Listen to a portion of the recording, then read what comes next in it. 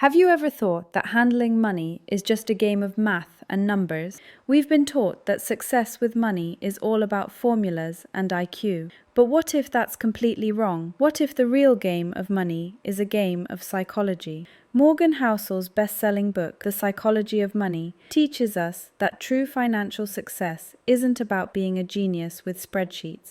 It's about your behavior, your habits, and how you think. So, why do so many smart, educated people still make terrible financial decisions? It's not because they can't do the math. It's because the money game is a mind game. The most important skills for success aren't about numbers, but about patience and the right mindset.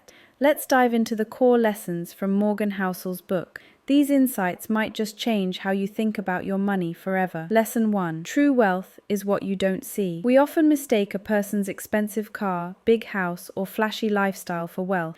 But Housel warns us that this external show of riches is often just a mask for debt and stress. Real wealth is what you don't see. It's the savings, the investments, the money put away for the future. The world is full of people who look simple but are truly wealthy, and many who live a luxurious life but are on the brink of financial trouble.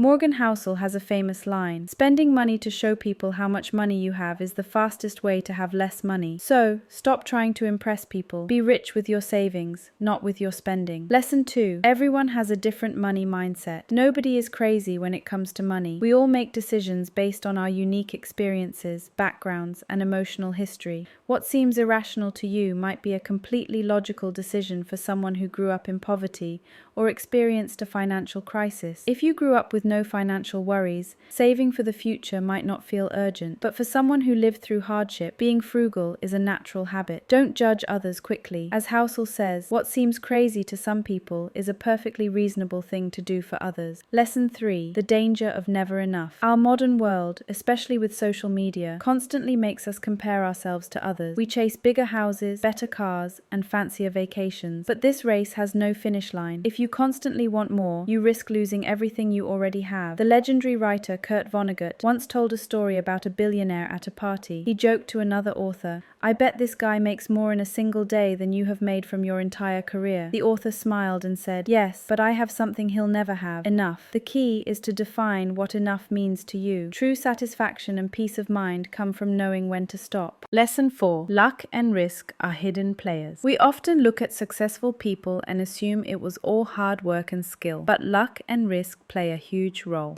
An extraordinary success story often involves a stroke of good luck, and a failure can be the result of bad luck or unforeseen circumstances. Don't idolize successful people too much, and don't completely blame those who fail. When you analyze a financial story, remember to account for all three factors: skill, luck, and risk. Lesson 5. The magic of compounding. Forget get-rich-quick schemes. The most powerful tool for building wealth is compounding. This is the simple idea that small, consistent growth over a long period creates incredible results. Warren Buffett, one of the world's greatest investors, made 96% of his wealth after the age of 65. He wasn't suddenly smarter, he just stayed in the game for decades, allowing time to do its magic. You don't need a miracle to get rich. You just need a solid, consistent plan that you can stick with for a long time. Lesson 6. Getting rich versus staying rich. Getting rich requires taking risks, being optimistic, and having courage. Staying rich, on the other hand,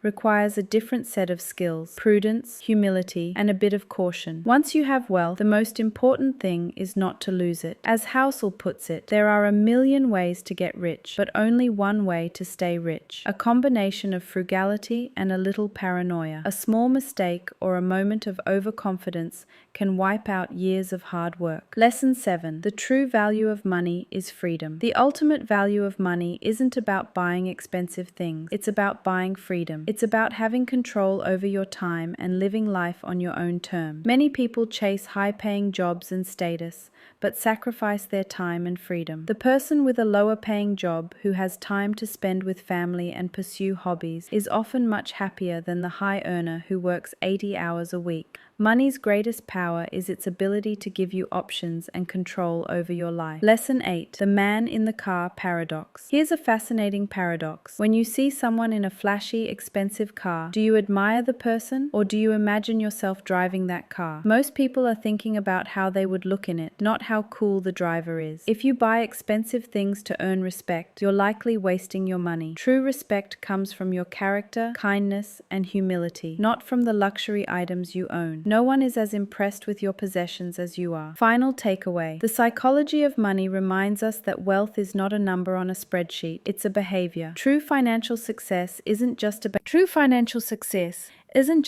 how much you earn, but how you think and act. So the next time you make a financial decision, ask yourself, will this decision give me long-term peace and freedom, or is it driven by ego and a desire for short-term gain?